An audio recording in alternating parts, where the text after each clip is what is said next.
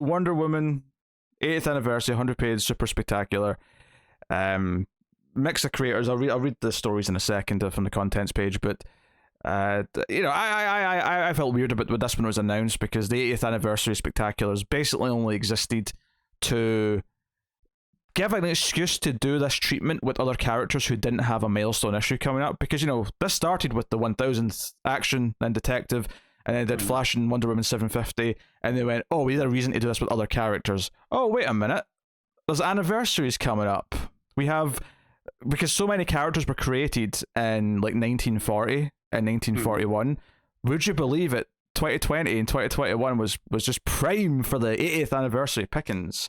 Yeah. So that we got a lot of that. So when Wonder Woman is notable here because she's the first one to get both, in that she got the special milestone issue, and then they did this again for her 80th anniversary. So let's go through the stories. I will say there's a couple of surprises in here for me. There was a couple that I was expecting to like more, and then a couple that I was expecting to not like at all that I actually kind of liked. So yeah, same here. But both ways. The stories are as follows. We got In Memoriam, which is Michael W. Conrad and Becky Clooning writing, so that's the current writing team on the main book, and Jim Chung on art. We got Dreamers by Jordi Billy writing, Paulina Ganucho, sorry, I'm mispronouncing that. Fresh Catch by Amy Reeder, who's doing both writing and art on that. We got Dear Diana by Mark Wade and Jose Luis Garcia Lopez on the art. We got Dated by Tom King with Doc Shaner. We got Better Angels with Vita Ilea and Isaac Goodhart on the art. We got Saturn Rising with Steve Orlando and Laura Braga. Immortal Mysteries by Stephanie Phillips and Marcio Takara. And then finally Low Orbit by G. Willow Wilson and art by Megan Hetrick. Which it's interesting because usually they end with the current writing team on these. They put that story at the end, and they didn't in this one. Do they? I'll be honest. I don't usually read a lot of these. A lot of them have. A lot of them, because it tends to be the final one will have the thing that actually says, and this is going to be continued, and that's right. That's usually at the end. Yes. So the first one is a story set in continuity where Steve and Etta are the main characters, and they're basically trying to mourn Diana still. This is Steve showing Etta a documentary he has made, a la Ben from Parks and Rec when he did his claymation, where he whips out a laptop after they're cleaning up after a night with his friends or something, and he shows her this documentary he's made, which is the main bulk of the story. I was actually pleasantly surprised by this mostly. There's a couple of weird things in terms of, like, I don't know if I get the feeling, like, I mean, I gave up the main book because I didn't like all the weird fantasy shit where Wonder Woman was in Valhalla or whatever, right. But I didn't really get the impression from other books that there was this kind of mourning, that everyone kind of really felt Diana was dead. But here it's like, oh no, one day she was gone and now she's dead, and like, okay, that's a bit vague, but yeah. So that general feeling, kind of feeling like out of the blue in this story, it was a little bit jarring, but honestly, it's a kind of a nice summation of who Wonder Woman is. It's all kind of through Steve's eyes, and he goes through various, like, avenues, through various lenses. He looks at her as a diplomat, he looks at her as a soldier, but how she was a soldier who would never compromise. He looks at her as a superhero who would do things, even when people wouldn't notice it was her, like when she's catching the plane in one of the scenes. So it's kind of this nice range of, like, all the things she does, who she is, through his eyes.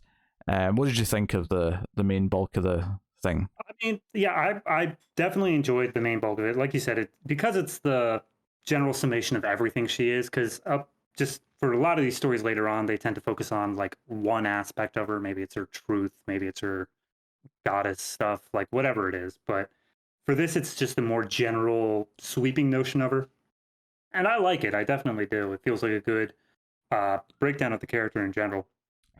I think the funny thing about it though is that it's almost so all encompassing that it doesn't really feel like we need the rest of the issue. The special could have just been this, and it would have worked. Yeah, that's definitely, because it also goes, I mean, not so much like through the ages sort of thing. There's one page on here where it shows, like, and then she lost her powers and she left the Justice League and she did some other stuff, like she was a spy for a bit. Spies. Yeah. It's it doesn't really so much do the history of the character as much as so like, okay, here's just how you feel about Wonder Woman. Here's the general thing, which is, I mean, if I really had to boil it down to just one or two things, it's uncompromising but fair. Yeah. That's pretty much the gist of what we get here. Like she's the whole battlefield scene is unwilling to waver on her morals. She always found a way to save everybody. Um, the UN scene where she's standing for the UN is basically like, you guys committed war crimes, and I'm about to drop the hammer on that. And she has an interview with Lois Lane, and that's basically just her saying how I don't think about what I'm going to say. That's why I'm such a good speaker. I just say the truth, and that's what makes it good. Yeah, So I like that sentiment. Yeah, that was a nice beat. And there's the page where it's like the other Justice League members being interviewed and being asked about her, yes. and in particular, the Booster Gold couple of pals is quite funny because the chat show host is just wanting to know about her and almost at the expense of Booster Gold, where he belittles Yeah, him as much as he there's can. Animal Man, Shazam, and Superman who are all saying Wonder Woman saved our lives. She's incredible. She's a treasure to us all. And then the Booster Gold segment is like, I mean, we don't have to talk about Wonder Woman. We can talk about me too. I'm please. great. I'm pretty good. Hi. I'm only a little shorter. Come on, guys. Yeah, all this is all fine. And I did kind of get a chuckle at the end. So when we come back, and there's a couple of epilogue things here, as Ed is leaving, they have kind of a heart to heart, and all of that's fine. There's a funny little moment though where Ed is like, "You haven't shown this to and he's like, "Oh no, of course," and she's like, "Because no woman like that she'll never feel like she can live up to this if you show her this." And I'm like, okay, so we're learning that Steve's got someone in his life now, and it does point out that they did break up as a couple a while before Diana died. Wonder Woman and Steve. Him. Yeah. Yes, because it would be weird if like they were still together when she died, and he's already kind of like in a relationship. Do you say that? But do we have any? Did they ever say how long it's actually been that she's been dead? No, I guess not. But I mean, I don't really feel like that much time has passed, has it? I mean, I'm looking for any point where he says how long he's been working on this, because that would be the only clue as to what it is. It feels like weeks to me rather than but at the same longer, time, yes, he's managed to. If you assume that he only started making this when she died, then this could be significantly longer than that, even assuming that it's actually well put together and not just literal clips thrown together. Depends on how much time it has to do. It's entirely nitpicky. I get that, but it's just something where, and going back to what you said earlier, it's one of those things where there wasn't the feel that the DC universe as a whole has been mourning Wonder Woman. Maybe it was because like the method of which she died, which was death metal, aka hurling galaxies at an evil Batman who gained the powers of a god. Yeah, it's kind of like weird and not something the public get to see, and like you assume that, like, I guess the Justice League just kind of announced, oh, by the way, Wonder Woman died. Yeah, like, shut up, she's not gonna be around. Sorry. Yeah, it's a little bit odd, but but it's okay because the team now features her mother. But the end of the story is, of course, Steve. Sun's rising, which obviously is the sign of hope and all that. The light is rising again, but there's a message in his phone next to a text message from whoever his girlfriend is saying. That's not a text message. That's 3 missed calls from his girlfriend. Sorry. He's in trouble. 3 missed calls from his girlfriend. But there's a news alert saying that there's multiple Wonder Woman sightings. So there's kind of rumors of her appearing, which goes back to earlier in the book, which was her doing things and no one even noticing, like, and her not sticking around for the attention or the glory or, to confirm it was her. She just did things, and sometimes people wouldn't even realize until later when people caught it on their phones or something. And yeah, so it's teasing that she's now back. She's now coming back, and that's going to be something the main book's going to go into from 780 onwards, and that's nice, and that works. Probably the nicest thing I can say about this is that it almost makes me wonder, like, maybe I could jump back onto the main book if it's going to feel more like this and less like the Valhalla stuff. Yeah, so, I mean, that is the issue, because this is so separate from everything that has come before, just based off of Connor's reviews of Wonder Woman, that this honestly feels like such a side story that I'm sure that we'll pick up on something to do with Steve in the main book, but I doubt we're ever going to get this kind of issue. Yeah. The first time we talked about this, we had a little bit of debate about who the girlfriend could be. I'm very much firmly on the side of this is just someone we're never going to meet, or at least if we do, it'll just be some. I think the way it talks about her maybe like feeling insecure, like having to live up to Wonder Woman, especially if he's making documentaries about her after she's dead, implies to me that she's not a superhero or someone in the superhero community and is probably just a normal person. Right, and I fully get that, and I'm pretty much on that side as well. But I did bring up the possibility that it is someone we already know because specifically they never give her a name. As soon as Edda's about to bring it up, or sorry, as soon as Steve's about to bring it up, Edda interjects, and they only show her on the phone as Babe. So there is a possibility that this is someone we already know, possibly a supervillain for those extra juicy stakes. But now I'm thinking about it, like, what kind of douchebag puts his girlfriend into his phone under the name Babe? Like, calling her Babe, yeah, that makes sense. That's normal, but... I have my own mother in my phone under her full name, so I guess I'm on the other side of that. I mean, I don't do that just because, you know, parents... I never use my parents' name for any reason, so... but, you know, Babe for your girlfriend's weird. You still use your girlfriend's name. That's a bit odd. But anyway. He's even got the emojis, the little heart and the diamond. Well... Yeah, this started making me think that Steve's a douchebag. Art is pretty solid as well, I think. Just to mention that before we rate it, it's I think the coloring is quite smart in that it's obviously it's going through all these different scenarios during the documentary, but all the stuff with the actual them sitting watching the laptop whenever it goes back to that tends to be a little bit more moody, a bit more shadows, that kind of thing. The ending when the lights are off but the sun's starting to rise has a very different color palette because it is trying to show you dawn happening outside. So you know, my only issue with the entire art in general is I'm just not a huge fan of when pencilers do like cross hatching shadows themselves. I prefer it's left up to the colorist or even possibly the inker, depending on how moody they want to make it. But that's just a personal thing for me. I'm not huge on that art style, and that's definitely more visible every time that Edda and Steve are on the couch. Yeah. So. No, good. What are you rating first story? Honestly, it's pretty good. I can't really find much fault with it, so I'm gonna give it a 7. I like it. I definitely the last page I think is probably the strongest out of the whole thing in that it's just it's basically the entire story in sum up in that it's Steve's feeling lonely. He gets a note from Wonder Woman. The note is, you know, boiling down a bunch of what she is, and then it's saying that hope's on the horizon. It's basically the issue in miniature, and it's gorgeous to look at because with the sun rising and the colors and everything. Should mention the note though. I think the note it's implied that that's like something already had. It's not like a new note that he's received. Yeah. That strikes me as the sort of thing that they got like when they broke up or something like that. Or so yeah. But no, I'll give it a 7. It's a very well done story, and especially compared to later parts of the book, it's actually a story. It actually has beats. So yeah, it has kind of a point, has kind of an ending. I'll probably go a nudge higher actually and go 7.5, but then I'm not against the cross hatching as quite as much as you are.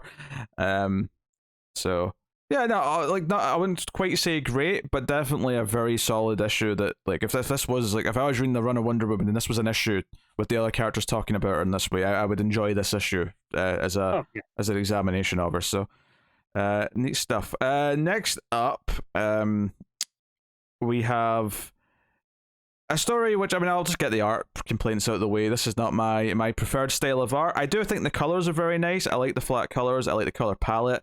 But this anime-eye style of art here in this story is not my thing. So expect a low score based just on that. That's my only problem, and this is definitely more of a subjective complaint because obviously art is somewhat subjective. I do have some objective critiques of what the actual rating is, but that'll come in a minute. So for anyone who don't think you actually said, young Diana story. It's called Dreamers. I mean, so the whole story is basically that Diana, she dives underwater. She's looking for something to do, I guess, because she's just bored or anxious or whatever. She finds a shark, and I guess the shark is her friend named Theo. And they make their way into this cave that's covering a passage to Doom's Doorway, which sounds ominous. Does Doomsday come out of Doom's doorway? Yes, Doomsday comes out of Doom's Doorway with the Legion of Doom, and we had one more. What was it? I don't know. I seem to recall critiquing you taking the joke too far last time, and which is why we're ending it now. So Nubia is the one guarding the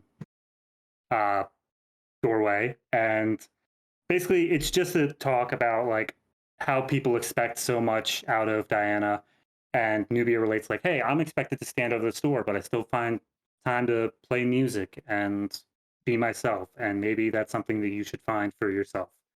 And that's basically the gist of the issue.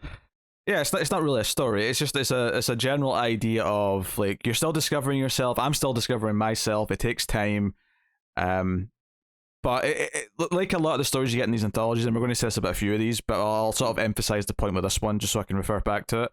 Is it's just a thought. It's not a story with a beginning, middle, and end. It's not something with an arc or anything. It's just here's a point that like I don't know, like I get frustrated with these because it kind of feels like when you get too many stories like this in one of these anthologies, it feels like so many of them aren't actually doing anything. They're just like reiterating something, and that's it. There's no actual. I mean, I'm more okay with it in later stories when it's more of like here is an aspect of Wonder Woman, of Diana, that like we're really playing up that, oh, she's focused on the truth, or she feels like an outcast, or whatever the part of Diana is we're focusing on. This one doesn't really even feel like it's focusing on a part of Diana. It's more just focusing on a general good message to partake in. Like it's and I, from what I gather, this is basically going to be what young Diana is the whole way through. It's just going to be a young adult story breaking down, because it says that at the end of the issue that this is only the beginning, so this may even be like a prelude to the issue itself. It probably is, but it definitely confirmed to me that I have no interest in reading it. So, fair enough. You know, so it's done its job in a sense. And it looks like the music that Nubia plays at the end is kind of like traveling to the door, like it might awaken to whatever's behind the door or something like that. Yeah, just definitely not for me. Really not into the art, and I don't think the story is really doing much beyond just a basically the fragment of the start of an idea is what the actual writing is. So it feels to me like they probably wrote young Diana, and then they were like, "Hey, would you like a story in this to basically get people into young Diana before it comes out?" And this is kind of just like tangentially related to it. They couldn't actually do anything that impacts the story heavily because they already wrote it. So this is just something they're like, okay, here's a little extra fluff at the beginning that can just flow right into the rest. Yeah, what are you rating it? I am nowhere near as hard on the art as you are. Don't get me wrong, it's not my favorite for superhero comics, but it is, I think, fine. And like you said, the coloring is fantastic for a lot of it. So I'm going to go ahead and give this a 6.5, in that you're right, is that it doesn't have a story, and that's what's bringing it down. It is just a thought. But because the art, I don't have any sort of problem with at all. For the tone that this story is telling. If this were the issue where Wonder Woman snapped Maxwell Lord's neck, I would have an issue with this art. But I almost want to see this artist's take on that page now, just to see what it would look like. That would be something. But no, for young Diana, this art's perfectly fine. So yeah, I'll give it a 6.5. Would have been higher if it had been an actual 3-act structure sort of thing. Yeah. Well, next up we have. Well, actually, what are you gonna rate it? Yeah. Sorry, 4. I say because I already rated last night, so I'm forgetting sometimes what I said this time and what I said last time. So next up's the Amy Reader story. It's called Fresh Catch. A bunch of evil fishermen have trapped Wonder Woman on a big magnet. I believe the joke I made last time was something about the villain from I Know What You Did Last Summer from every multiverse teaming up to take on Wonder Woman. So, and I thought that was funny enough that I'm repeating it just so everyone knows. Yeah. And just like last time, I'm nodding politely and moving on. Yes. You don't appreciate good humor, David. I know that. That's why you listen to our show. Um, Ooh. um, so this is another one that's very much kind of not for me in a lot of ways. It's not so much that the art's not good, because the art is good. It's very pulpy. It's got the pop art, the pop, the dots and all that. Yes. But it's got that kind of pulpy, what do you call it, the bombshell style thing, where it's in that old 1930s kind of attitude with the hair. And the story is basically that Wonder Woman's friend, well, Etta, everyone knows who Etta is, but like, Yeah. she comes with a group of girls who are kind of like a sorority group that have all been inspired by Wonder Woman. And it's basically just one big action scene, but it's a lot of that kind of kitschy, pulpy, like, come on, gals, we can beat up these boys, and like just all this kind of cheesy. It's just the tone and what it's vibing for is just really not for me. I kind of appreciate, like, this appeals to people, though. I appreciate that this is going to have an audience. Mhm. Not my thing. No, that's fair. I appreciate the action scene. I mean, I think it takes a bit too much. I think there's like 2 pages of setup, and then it's just nothing but action for the rest of it. But I do appreciate the flow of it. I can feel like how everybody's moving. It's not just like punch, punch, punch. You can see on the 2 page spread, especially, there's the one girl who you get the full action of her leaping off the tower of people, grabbing onto the magnet, her letting Wonder Woman go. Like, it has a good flow of making sure I know where everything is, despite being also completely bombastic at the same time. Yeah, like Um, the art is actually, like, as much as I'm not a fan of the style that it's shooting for, I actually think the art itself is very good, both yeah, sequentially and in sort of the line work and stuff. It's just that it's more just the tone and all that it's going for. yeah. So the entire issue as a whole, if we said the first one was more of a sum up of Wonder Woman as a whole, and the second one is just a thought that they had, the good like lesson to partake in, that this one is more of a, I guess, closer to the second one in that it's basically just a girl power sort of vibe to it. Yeah, And it's just a fight, and it's like, oh, yeah, it's not Wonder Woman herself for the most part. It's who she's yeah, inspired. It's the idea that Wonder Woman inspires little girls, and that they all grow up to be kick-ass fighters like this, and yeah. that's cool. Like But the one caption box here is, she knows what happens when women come together. Before her eyes, groups form, taking on a life of their own. Like, it's just the thing of like, no, you have this power within yourselves. You don't need Wonder Woman. yeah, And not a bad message to do, but it is so much of a just, oh, you could apply this to pretty much any story that has like any civilian doing anything. So I don't think story wise, or at least again, this is more of a thought than a story, but I think it doesn't really have that much punch to it. It really is all delivered in the art. yeah. It's mainly just one big action scene, and the sentiment's obviously really good. It's just that Mhm. I think for me, I would have preferred like something that was in a different era, or something that was set in a more, like, even just something that was Silver Age. I would say would be more interesting. I mean, Yeah. we've got a Silver Age looking story coming up, which we'll get to, but Mhm.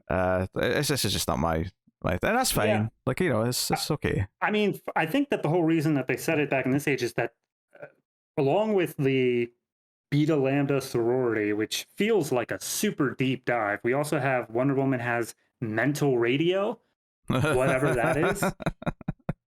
So I feel like this was all Golden Age stuff that they were like, all right, we're just going to pull from there. And as such, we're going to set it back in that time period. Yeah. All right, we were in it. This one, I'm going to go ahead and I'm going to give another 7 to, because I think that while the story is not 100% what I'm in for, it more than makes up for it in the art style. Oh, so Like, this the is art, this is on par with the first one for you. yeah, because it's, whereas the first one, it was a good sum up and it was a good, everything else.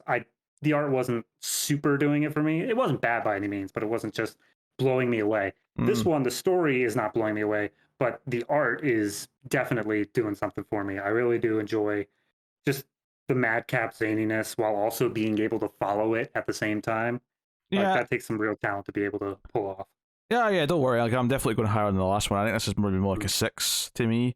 And I I don't want to complain about it really, other than maybe I'd like more of an actual story. But the art is very strong. It's definitely accomplishing exactly what the the writer and artist, in this case the same person, is setting out to do. Like they're going for a feel. They're definitely achieving that feel, and I cannot critique that. It's just not one that I'm particularly invested in. So there you go. Next up, we got the Mark Waid story. And Yes. this is the sort of the Silver Age designs for the most part in the art. It's Garcia Lopez on the art, who is kind of prolific with that type of style and these versions of these characters. The story here is that Wonder Woman is kind of, because of her wisdom, is someone that the rest of the Justice League and even some other like sort of auxiliary characters like Robin, for example, will go to her for advice on the most random of things. And the biggest one later in the issues or later in the story is Barry, debating if he should tell Iris who he is, who he really is. And what was weird is it sounds like they've already got married. I'm like, Barry, maybe before the wedding would have been the time for that. But okay. I mean, I think he makes the exact comment, but I should have done it months ago. Yeah. So yes. True. He's got regret. But this is Wonder Woman eventually getting frustrated that she keeps being asked for advice, and she snaps a little bit at Superman. And this makes her go and consult the lasso because she wants to, why she's feeling this way. And she finds out that the truth of the matter is not that she doesn't want to give advice. She just thought she didn't want to. And the truth is that she actually, and what this makes her realize is that she is like, oh, I'm actually accomplishing and helping people in a way that is not using my fists and is not kicking and punching. It's actually something I can offer that's separate from that. And the end of the story is her actually like going back to Barry and saying, look, and this was actually my one kind of critique of the story, is that the Superman snapping almost feels a little bit like redundant, because the advice she gives to Barry is already her kind of snapping in a way, because she's like don't come back to me again if you don't like do the right thing this time.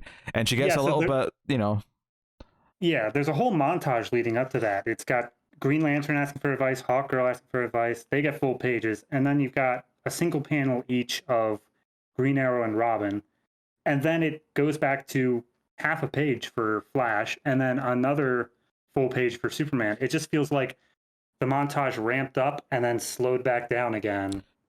And it's fine for it to get longer for Barry, because I think that's the that's the important one. That's it's the one that kicks that realization off. But then we get the Superman entire page, and it just feels completely unnecessary. Yeah, so that's my one real complaint, is that Superman page just feels like it's pointless and doesn't add anything to it. Especially since when she has a realization and goes back to make amends, she doesn't go to Superman to apologize for being snappy. She goes back to Barry, because that's the one who she kind of originally snapped at and actually gave bad advice to. Says, no, let me talk to you about it. Let's go and sit down and have a drink, and we can talk this through. I mean, it wasn't so much she gave bad advice, but her last comment was good, and if you backpedal again, do not come to me about it, which is kind of harsh. I would describe it as snappy. That's a snappy reaction.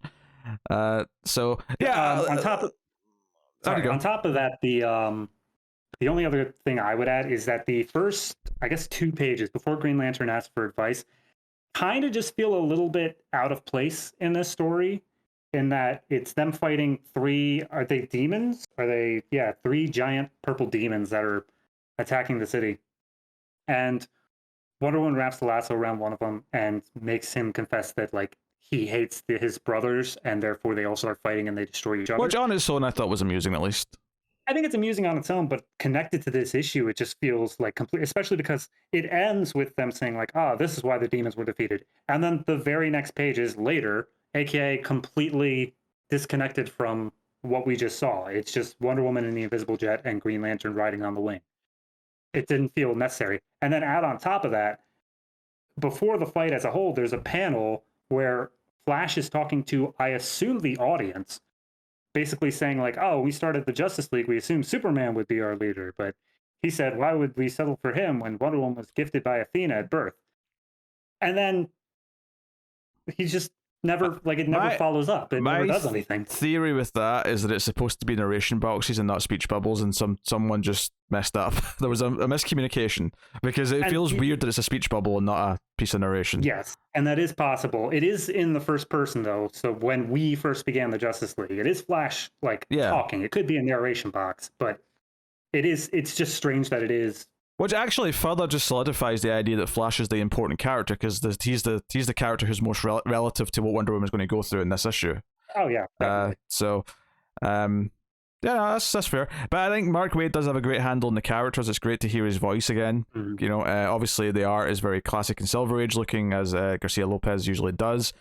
It's hard not to enjoy this, probably the most so far, I think, because it does have a story. There's a build up and a realization, and Wonder Woman sort of learns something about herself. It's still very much one of those things where we're getting across an idea about the character and kind of like solidifying it, but Wonder Woman herself has to like realize it in the story, and it concludes what was set up. So yeah, good. Overall, I think rating wise, I would give this a 7.5. I think it's very good. I can never fault the Garcia Lopez art. Like, nothing in here is bad at all. It's exactly what you think of when you think of Silver Age. Yeah, like the whole way through. Maybe with a little bit of modern flourishes here and there, but for the most part, when you think of the characters, they all look exactly like they are in your mind. Yeah, well, we had a whole tangent actually when we first did this, talking about the Silver Age, how it's kind of at least for our generation, it's what we think of as the default looks of a lot of these characters. So I think that's why it works for stories like this, where you want it to feel like the sort of the classic version of these, but technically a lot of them have Golden Age versions that we don't necessarily like as much for various reasons. Right.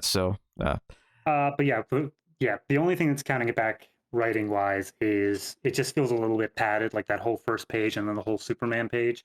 I feel like those could have been cut and you could have gotten pretty much the same amount out of it. Yeah. Funny enough, that opening narration from Flash is probably the only thing about that first page or scene that is important for the rest of the book. Yeah, true. So, but hey, I would probably, I think I will probably go with a 7.5 on this.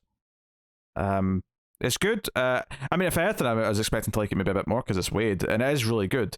But it's got enough nitpicks to just kind of drag it down, and I think that's maybe more to do with the format of, like, I wonder if this is like, oh, this was meant to be like a 8-page story, but they give him 10 pages, so he's like, well, shit. Okay, I guess I'll just pad out a fight at the start because that can be what they were doing before the conversation, and then I like writing Superman, so I'll do a Superman scene, even though it feels like it should have been before the Flash scene in terms of ramping up. But hey, next story is the Tom King Doc Shaner one, and it is set in the 60s, maybe 70s, when Wonder Woman has no powers and is a fashion designer. And this, so we disagreed a little bit in this one because while I appreciate the point that it's making about how Diana is different from Clark, when we get into the story, we'll sort of see how that gets set up.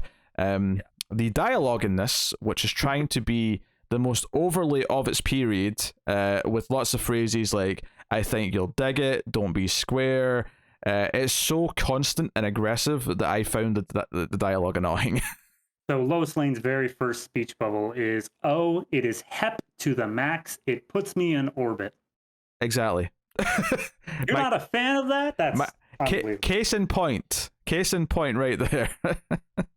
So the actual story of the issue, though, is that Lois, jokingly, of course, because we know that Clark's in love with Lois, but she doesn't know that yet. This is kind of that part of the relationship. As she sets him up on a date with Diana, but of course she doesn't know that they actually know each other because they're Wonder Woman and Superman. So when they show up to the blind date, he's like, "Oh, hey, it's you." And it's like, you. But they try and kind of hang out anyway. And they go to a club. She makes Clark dress in better, wackier clothes because he's too much of a square. He's too much of a cop, as she keeps putting it. You look like a cop. Yeah. And they go and have a decent time, have a sort of quiet moment walking, where they even sort of pose the question, like, maybe since we are so different and we both kind of understand each other, why don't we try and make this thing kind of work as a relationship? And Diana says, no, like, that's not what we are. We're very different. and it would never actually work. And obviously, I think here the key thing that I'd like to get across is that I don't think this issue is saying that they should be together or that Clark really wants it. I think Clark clearly is still in love with Lois here, still wants to be with Lois, and he's almost just posing this idea because he has had a nice night and he's realized that, hey, I can't tell Lois who I am. I'm struggling constantly to get across who I am to Lois. And the final scenes with Lois in this where he tries to kind of ask her out and she just misunderstands what he's saying and says, no, but Superman would never go to this club. I'm not going to this stupid club. You know, we have to chase the stories, Clark, and we have to, like, so there's a lot of fun stuff in there in that sense, but ultimately it's about Diana, and it's like, no. And the reason why it's set in this time period, I'm not complaining that it's set in this time period because I actually get the thematic relevance, because she's talking about how all these people in this generation who want to be free, all these hippies and all these people chasing this kind of freedom, like, I already have that.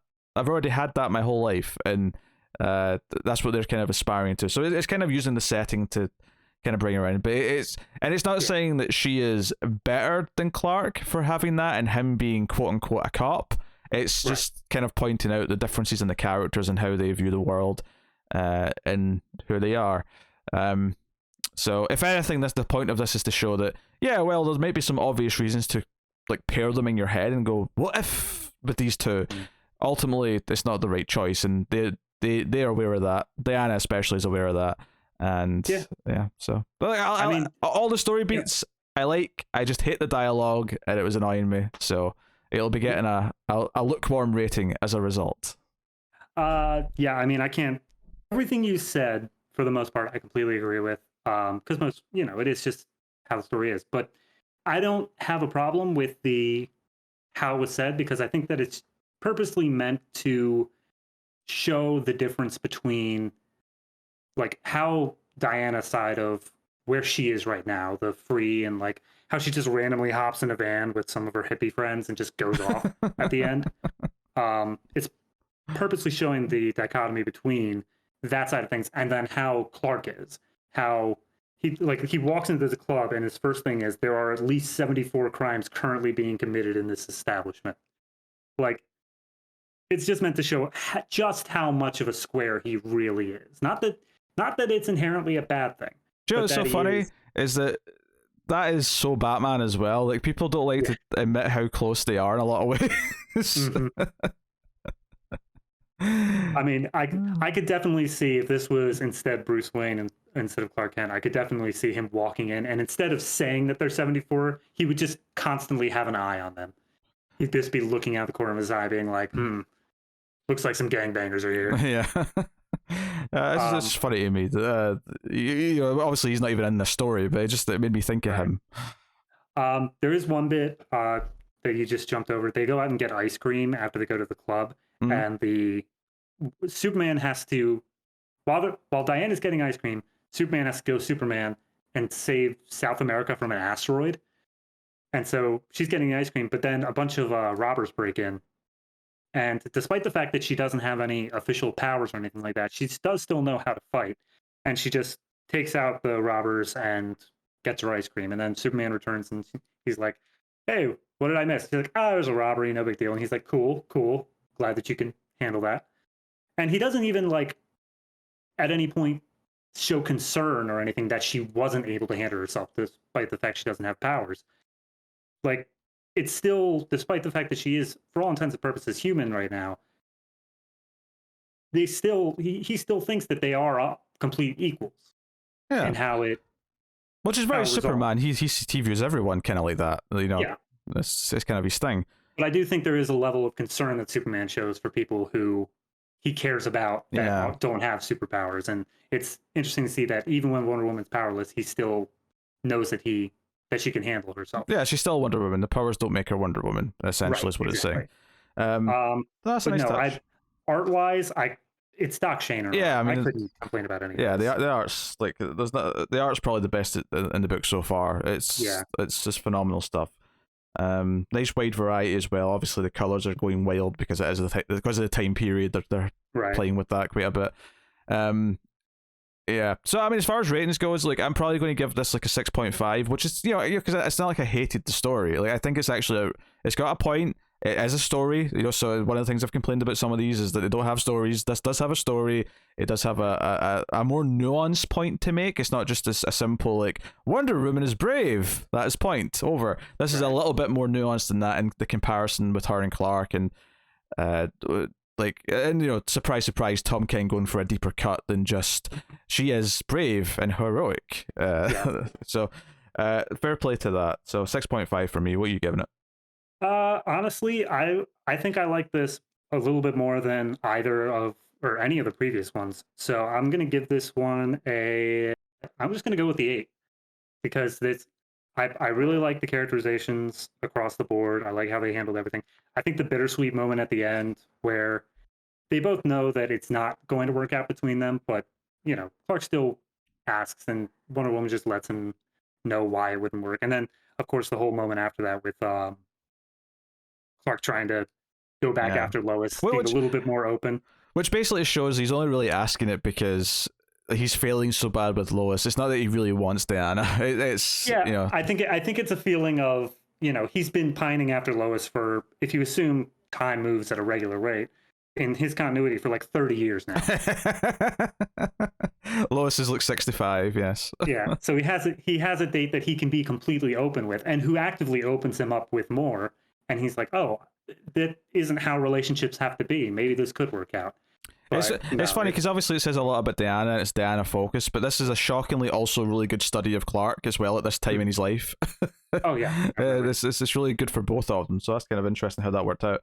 But no, I would give this an 8 just because, and the art, like I have no problems with the story, but the art as a whole just top tier. There's nothing that bad I could say about it. All right, well, next up we have Better Angels, which is Vita Alea with Isaac Goodhart on the art. This is one that surprised me a little bit, and I know you disagree, but this is a story with Wonder Woman fighting Cheetah, and the basic gist of it is that Wonder Woman effectively surrenders because there's some children who need to be saved. Cheetah's not willing to stop the fight, and she says, look, you know what? I will give you the lasso, I'll give you myself, you can do whatever you want afterwards as long as we save those kids who are there on a field trip with their teacher. And Wonder Woman offers this and then jumps over to save the kids and is actually kind of going to fail, and it ends up being Cheetah who holds the roof up and lets them all escape. So Cheetah kind of does this big heroic act, and the story ends with Cheetah saying, you know what, no, I'm not winning this because you gave in a moment of weakness. I'm going to win this because I win the fight, so I'll be back for another day. So no, I kind of dug this. I thought it was a more condensed story, but I still thought it was a story because it gave Cheetah this moment where she had to jump in and be the hero and showed that she is there's still a human being in there with feelings and empathy.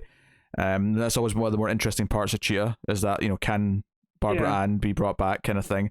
I think the flat colors, emulating kind of an older style. The Wonder Woman's hair tells you this is emulating the 80s style of her art with the big curls and all that stuff. So I kind of appreciated that. I thought the fight was entertaining. The emotional core of the story, which is just playing upon... I mean, I'll give you this one's kind of borderline, where it's like there's kind of a story, but it's also kind of just saying, oh, this is just reestablishing what Barbara and Diana's relationship is. And I think that's a fair point, but it at least hits me a bit more than some of the other ones did. Yeah, for me, it's... So this is an 8-page story. It's the exact same length as the... Tom King one that we just finished. And it just, for me, it feels so padded out.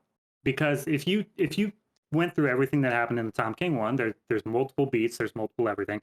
This one, it opens with the fight scene. The fight scene lasts for 4 of the pages. And then the remaining 4 of the pages are... Sorry, 3 of the pages are saving the kids. And then the last page is them reiterating how the relationship is. And it's especially bad for me, though, because on page 2, Diana makes the point of, hey, there are children over there. We should try to save them. And then they're still doing that 6 pages later. It just strikes me as slower than it needs to be. Like, at one point, they save all the children, or they think they save all the children. They're walking out of the dust. And then the teacher points back, like, hey, there's one more. And then they show up that there's one more. Like, I felt like that was completely like, why did we need the one extra child? It didn't seem to really add anything at that point, you know? I think maybe you can make the argument that it is just adding more to what their relationship is, that, you know. It's giving Cheetah more of a, because the first time she jumps in, it's kind of like a surprise, like heroic moment. This is more like, no, she just does it without thinking about it. It's reaffirming that, I guess. I don't necessarily have a problem with the pacing, because some comic books are just paced like this, you know, because Tom King's got a very particular type of pacing, the way he goes through a story. This is more sort of traditional, not traditional, because the time period definitely was not as decompressed as this. The time period this is emulating was definitely a lot more story per page. There's no good doubt in that. But this isn't like obscene to me, the way this plays out. To me, this is given the fight, like the pacing to sort of breathe. And I guess, you know, as far as like, we're meant to be in a rush to save the kids, but it feels like it takes 6 pages to get there. I guess in my head, it just kind of works for me that, all this fighting takes place in the space of about 4 seconds, and it's just, you know, we're really focusing on all the details of the actual fight, I guess. But yeah, I mean, for me, I guess I'm just like, I read out what they say in my head in terms of as if it was like a movie or something like that. And even if I'm reading as fast as humanly possible through all their speech bubbles, it takes at least like a minute for all this to play out. I'm like, those kids are already crushed.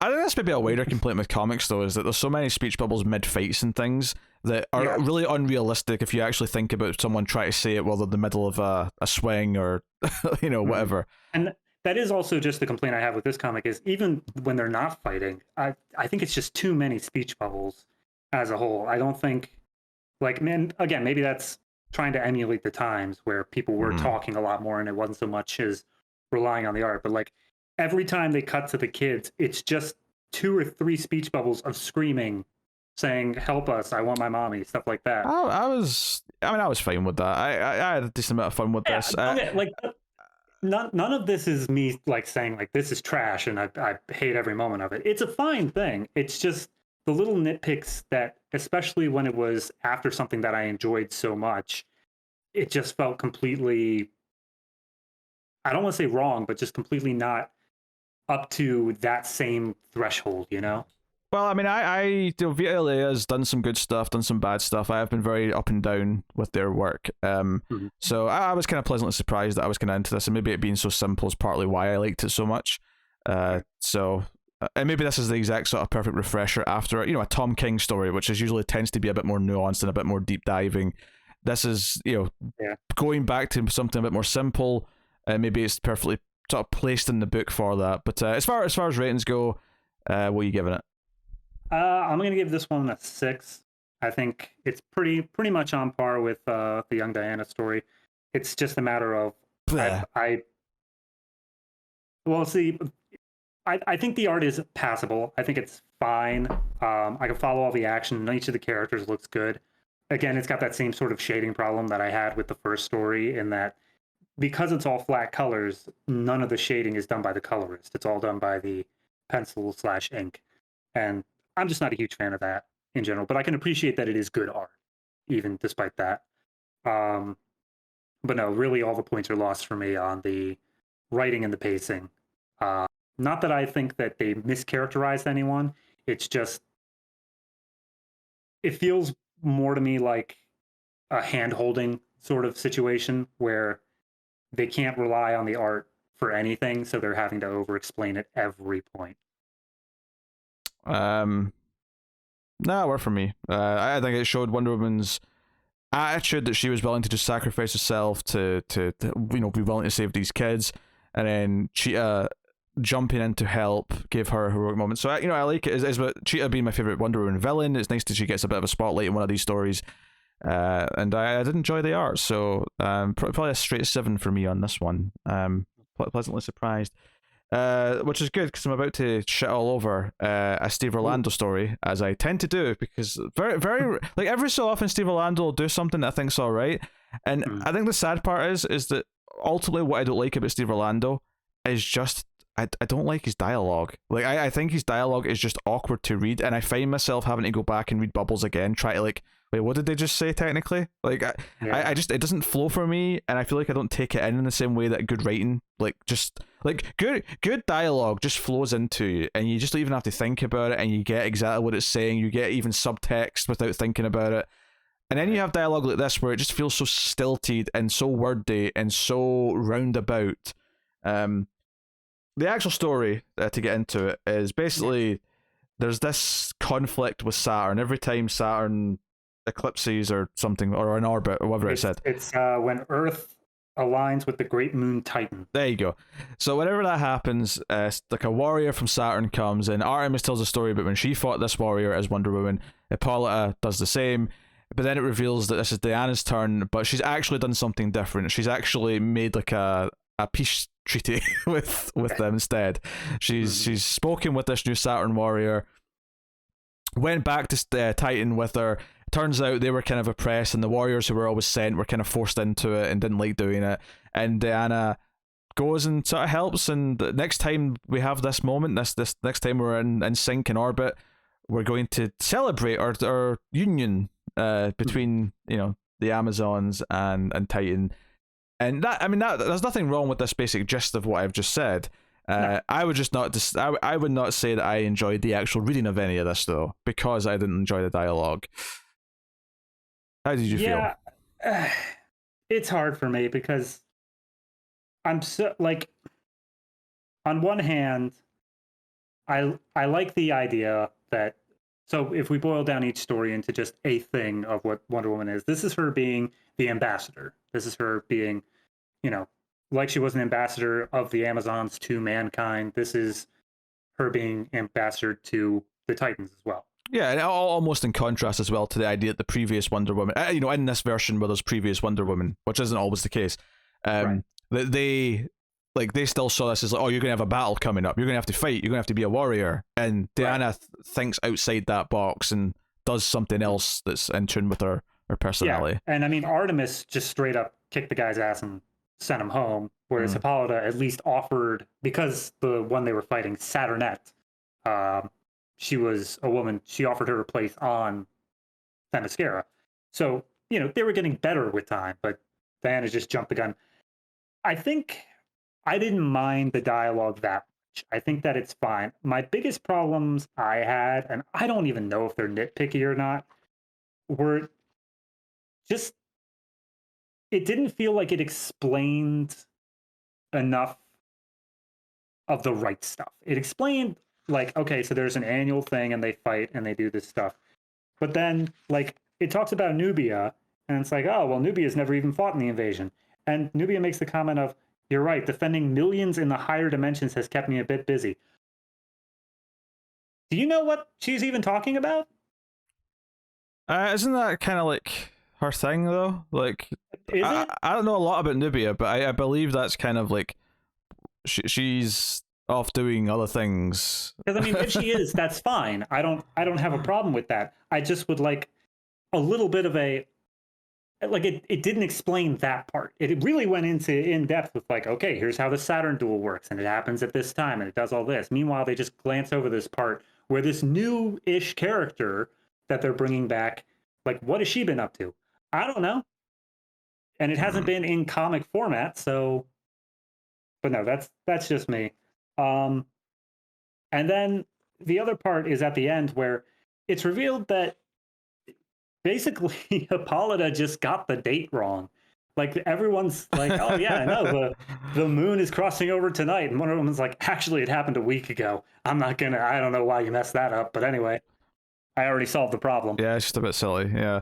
Yeah, it just strikes me as a couple contrivances to get to this point. Well, I think that's my problem. Like, I feel Orlando's dialogue and writing have these contrivances at a pretty regular enough rate where I never settle into just enjoying what's happening. There's something, every so often in every story that I seem to read from him that takes me out of what he's doing constantly. And it's something that I can't shake from him, and I feel like here in this story again, it doesn't feel like anything's gotten better.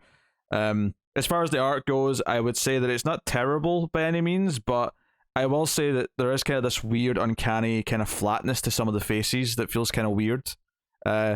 Sometimes it has this kind of flat face effect, which would be fine if everything had that flat look, but it doesn't. Like, the bodies don't necessarily have that flat look, and some faces look like they're more defined than others at times.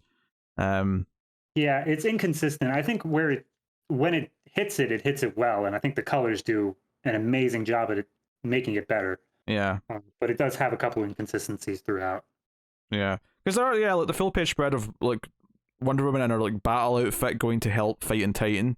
Like that's a fine page. There's nothing wrong with that. But then there's other pages where I feel like the face just looks a bit off or whatever. So next up, I could have swore we were getting a Barbara Ann story here. Wait, hold on. Are we rating this one? Oh, sorry. Okay. Go on. Yeah, you go on, rate it. Personally, it's okay. It's fine and everything. It's just not exemplary. So I'm gonna go ahead and give this a 6.5.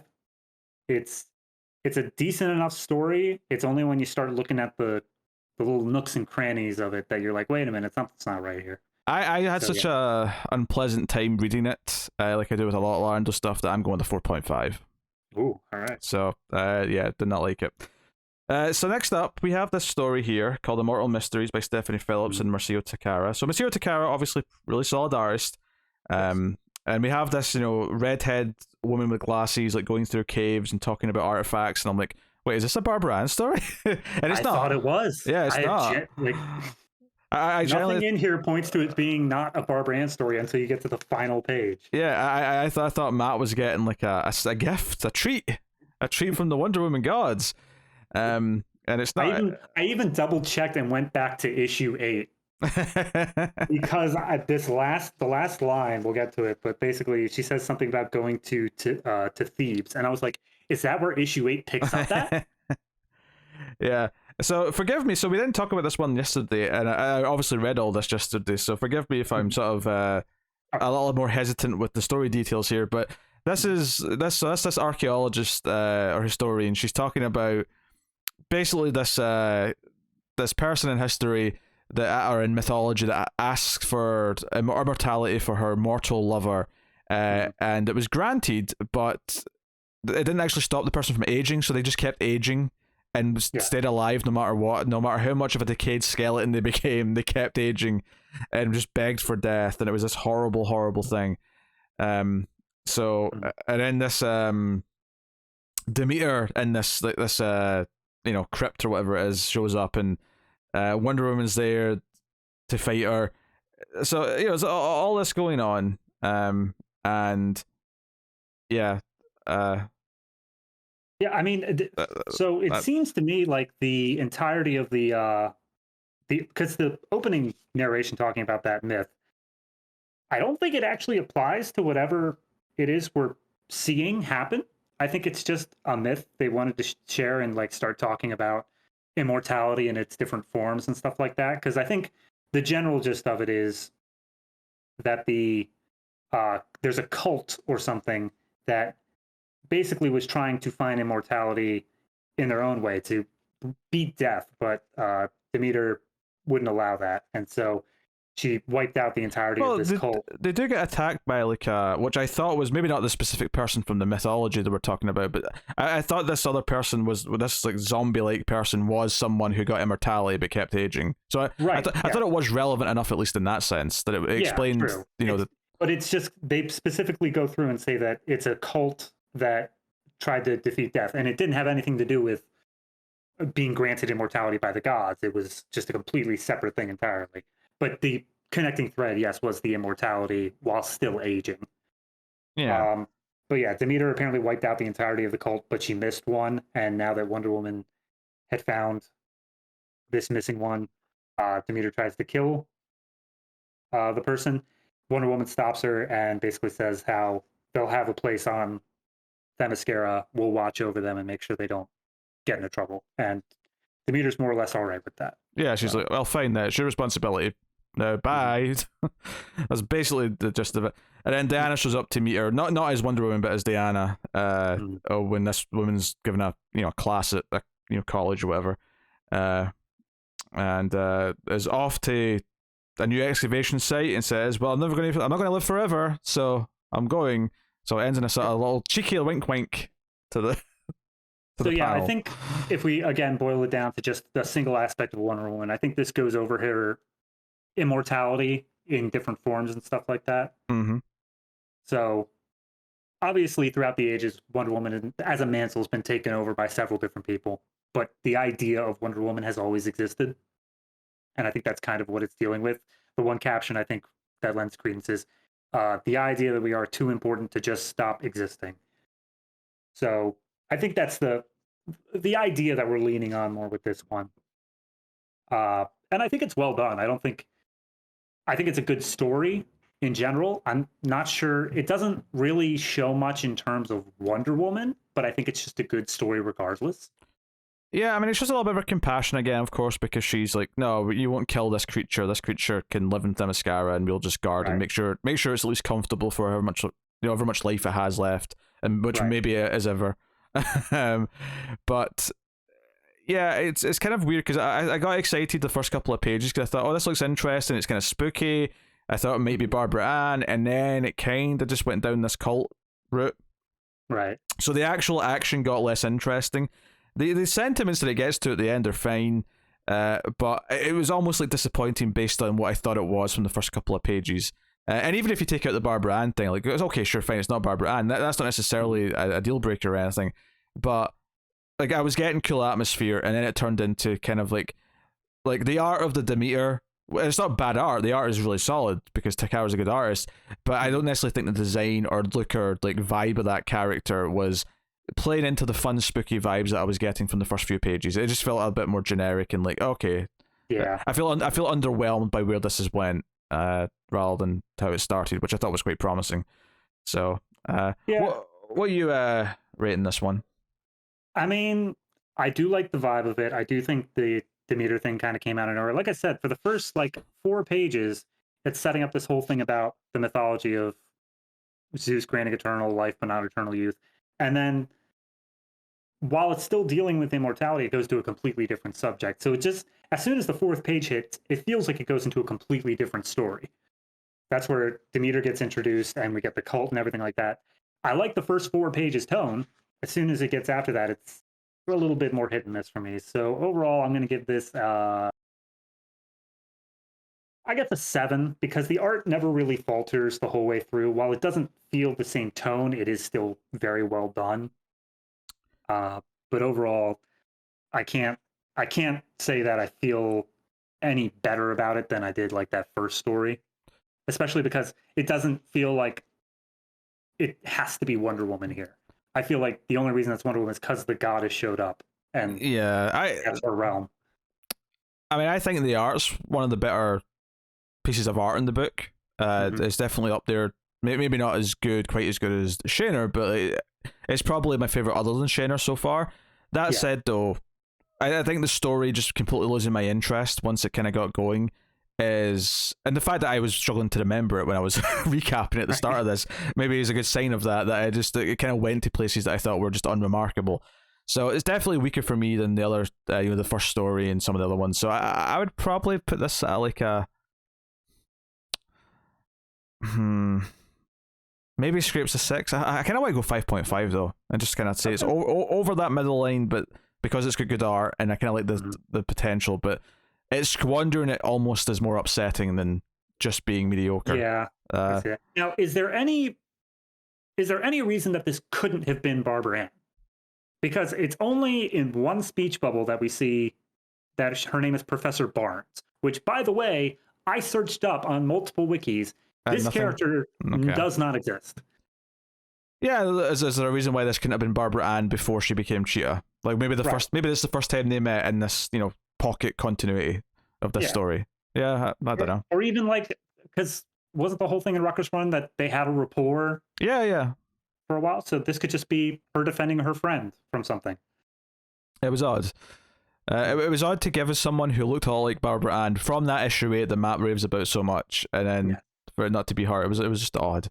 Yeah. But the final story of the book is called Low Orbit, and I'm sure you love the art on this. G. Willow Wilson with McGann Hetrick on the art, and yes, we once again have anime eyes. So yes, I am not fond of the art on this, and honestly, I'm baffled by this story, like especially since it's like the one that's ending this book on, because it feels so like, okay, so Wonder Woman, like, Earth is basically done, right? It's this kind of your Firefly thing of like Earth got used up, people have kind of moved on.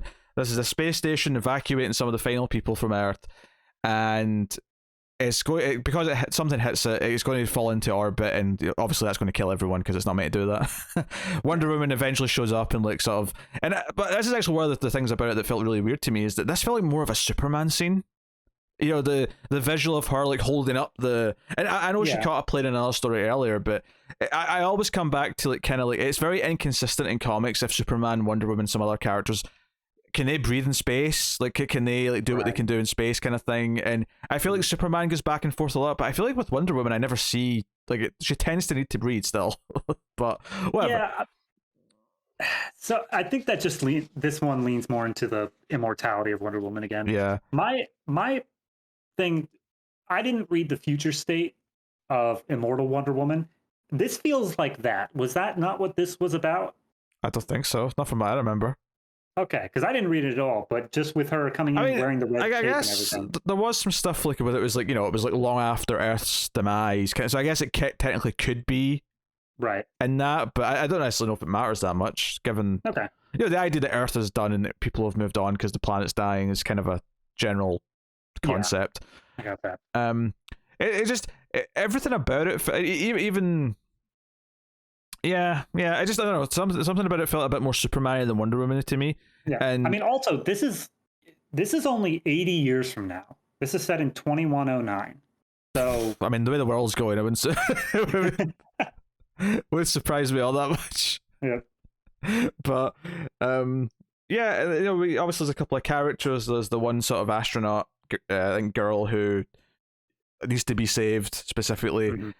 So yeah, but it's, you know, some big panels of Wonder Woman holding up the station, pushing it back into orbit, and that's basically you know, it's just her saying like, you know, does she stay here with the dead world? Does she move to where people are going? Because that's kind of the point. And it's a kind of a broad idea of like, well, all I can do is hope, for hope is the greatest power of all. And I'm like, even that word is something I associate more with Superman than I do Wonder Woman, but you know, so I felt a little bit conflicted because it felt more Superman-y as a story. I also obviously didn't like the art because of the anime eyes. Not that it's necessarily terrible in every other sense, but I did think that maybe it was a little inconsistent with like the panel where she's like putting her hands on the station to hold it up. Like, I thought they went a bit far with the muscularness of her compared to like some of the other pages. Here's that entire page, maybe not that panel, but especially the top half of the page. Yeah, I thought was the best art in the issue. Period. What the small? She's tiny and she's trying to hold it up against the clouds. That kind of thing. And then falling down with her face, just like toughening up and showing like that little extra bit of strength she needed. No, I think that's... in terms of sequential. Like, you know, showing her determination, I can see what you mean there. I think what also points out is that I would say that she doesn't have quite the anime eyes that a lot of the other characters do. Like the kids in this, there's a lot of kids on the space station that we see, and they all have these big bulging anime eyes. So it's not even super consistent in that sense, which I guess is good for me because it means that there wasn't as much of it. But it was still kind of that thing where the very first characters we see are kind of like that. But yeah, this just felt kind of like really. This could have been. I mean, obviously I've compared it to Superman a lot because it felt more Superman-y. But this could have almost been any character that has superpowers in DC, and this could be a Green Lantern story. This could be a Shazam story. Even this could be anyone. Just kind of. It felt very plug and play to me as far as who the character is. So I mean, even the very first page has the child who's like, oh, I can see the rainforest. He's holding a Superman doll action figure. Yeah. So it felt to me like very plug and play, and especially since it was ending the book. Like, this is your climactic story to end on. This is your final definitive, like, positive Wonder Woman story. It felt. I mean, I don't know. I feel like they only put it at the end because it's set in the future, and they're like, all right, let's just try to get these things roughly chronologically. Well, if that's the case, the 70s one, or even the pulpy, like, I don't know. Bombshells one should have been first. Young Diana would have been set when she's like really young, and then they went to the pulpy one, which would have been 50s, and then they went to Silver Age. So you're saying the in continuity one just superseded this format, went first, and then the rest of them, more or less, have went in terms of Diana's age, give or take. Yeah, because then we got the Doc Shander for the 70s, and then we got that one you said looked like the 80s format. Sure, okay, so all right, yeah. The only one that kind of maybe breaks the mold is the Saturn one, but even then you could argue that maybe 90s because Artemis was Wonder Woman during that era. There you go. Okay, that's a good enough reason. Is there any? Yeah. But no, that doesn't make it any more satisfying to end the book. No, it doesn't. Yeah, that just feels very puggy. And I like Wilson's writing. You know, I like what I've read of her, Miss Marvel. Our Wonder Woman run wasn't amazing, but it was definitely had some good stuff going on. Like I liked it more than this story for sure. Yeah. So for me, the only things that stand out to me, like I think that the entire story's plug and play. So what it really comes down to is just a couple little like, okay, I guess. And the biggest one for me is just the inciting incident in that they're doing some work on the space station. The dude has a power drill. That's as far as I can tell is it's just a normal power drill. And the entire solar fin just snaps off. Like, that is a really bad screw up. Yeah, maybe build a better space station, you know? if that's this fragile, maybe. Yeah, and then as soon as the one solar fin breaks off, they lose some orbit, and the other one snaps off as well. So while on one hand, it feels like such a Band-Aid fix. Like, she got it back into orbit. Cool, great. But I'm assuming that those things are really necessary to survival. But she just like, all right, you're in orbit. You guys can handle it now. Bye. And she just leaves again. Yeah, the sentiment's very generic. Like it tries to introduce a character or two on the station to kind of be the humans in the story, but it doesn't actually interest them enough to make me. Yeah, because a good version of this story, I'd feel, is like you really get it through the eyes of one of the kids or one of the characters, and it kind of really paints like how just like epic and otherworldly this looks, watching someone like Wonder Woman like grab the station and pick it up, and it would make it feel that way. This just feels so, I don't want to say phoned in because that feels cruel, but it does feel like it's conceptually phoned in the sense that it's just like, you've read stories like this before, here it is again, plug in Wonder Woman, and that's it. So I mean, if you assume that our perspective character is the kid from the beginning and end, the only names that we get in any regard is the kid's name is Baby and the mama's name is Mama. Like, yeah, maybe just enough to get a sense of like how scared they are, talking about how they're scared about leaving, or something. I don't know, anything. It kind of feels like nothing. So, I mean, this one is only it is 8 pages. So it is. It could have done a lot more with the time it had. It does feel like they spent maybe just because the Wonder Woman technically came in twice. The first time was to save the dude from floating off into space, and then the second time was to save the whole space station. Yeah, I would have almost like not had her come in the first time, just to have it be building up how scared like the main character is, talking about looking for a miracle or something. I need a hero. I'm holding out for a hero till the end. Like really sell that idea, and then have it be a big moment when she comes in. Or so I'm just trying to think of ways to make it feel spicier, make it feel a bit more.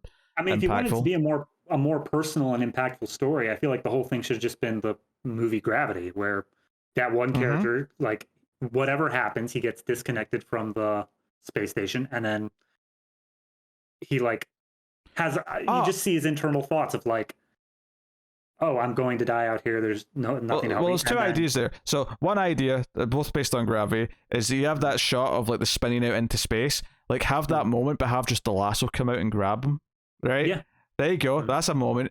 Or alternatively, like, okay, you've got a station full of people and kids and stuff, but what if it was just one person trying to survive in space and feeling really hopeless, and then Wonder Woman shows up to save? Like, there's a lot of ideas like here.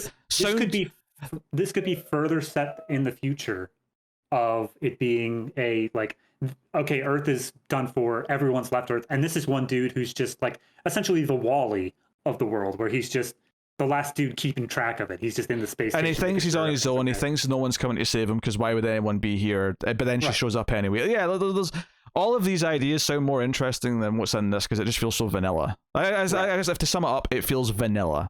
Yeah, that's fair. and that's so. Oh yeah, we were in the last story. I'm gonna give this one a 6.5. I didn't dislike the art. I think the art is fine. The coloring definitely makes it pop and stand out. It's got a different color scheme than a lot of other ones, and it does set this futuristic tone to it, even though it's only 80 years from now. But no, the fact that nothing really happens that's that stand out is what really brings it down. So yeah, 6.5. Yeah, 5 out of 10 for me. I'll just go straight down the middle. Just really mediocre, and that's it. Yeah, the book as a whole, like a lot of these, it's a super mixed bag. I can't really recommend it. I don't think it is worth spending $10 on to read. There's nothing in there that feels so good that you have to check it out. Yeah. No, I honestly, my highest rated one out of that was the Doc Shaner Tom King one, and I don't think that's worth $10. I think. Yeah, I didn't go higher than a 7. I gave a couple of 7s, maybe a 7.5 for the Mark Waid story. Yeah. But I also had like what a couple of 4s, a 5, and a 6. Like, you know, it was. I think your average probably came out to be about a 6. Yeah. So what you can't get excited about. You can't like rave about a 6. You can say that's fine, but it's one thing spending $4 on a 6 out of 10 book. It's another thing spending $10 on a 6 out of 10 book. So, yeah, not super great, unfortunately.